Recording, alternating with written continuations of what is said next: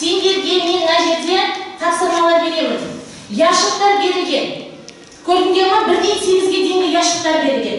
Осы яшықты таңдаймыз, ар жағында сұрақ болады, сол сұраққа толық жауап береміз. Ал бірінші Ибрагимнен бастайыншы. Ибрагим, қай яшықты таңдайсың? Ибрагим бізде бірінші яшықты таңдайды екен. Бірінші яшықта бізде қандай сұрақ берілген екен? Не дейді? Қазақ тілінде неше жалғау бар? Оларды ата дейді, атай ғой.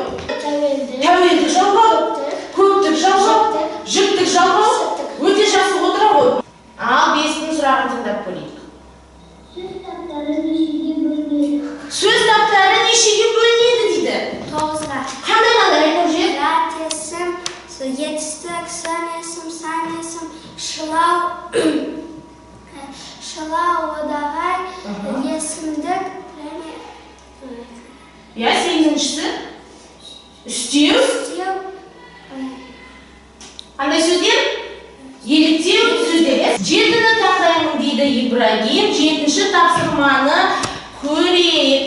Ибрагимге қандай сұрақ беріліпті? Атау зерттелген сұрақтарын ата. Кім? Кім? Не? Кімдер? Нелер? Дұрыс, кім? Кімдер? Не? Нелер? Атау зерттелгенде жалғау бар ма? Жалғау жоқ. Өте жақсы отыра ғой. Сөйлемде қандай сөйлем мүшесінің қызметін атқарады? Бастауыш. Өте жақсы отыра ғой. Бізді таңдайық 8-ден бізге. Кітап сіздің тәуелдікте.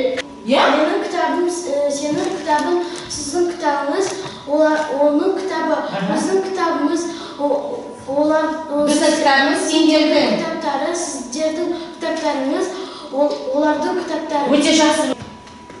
Алтын бөлім. Көптік жалғауларын ата, оларға мысал келтір.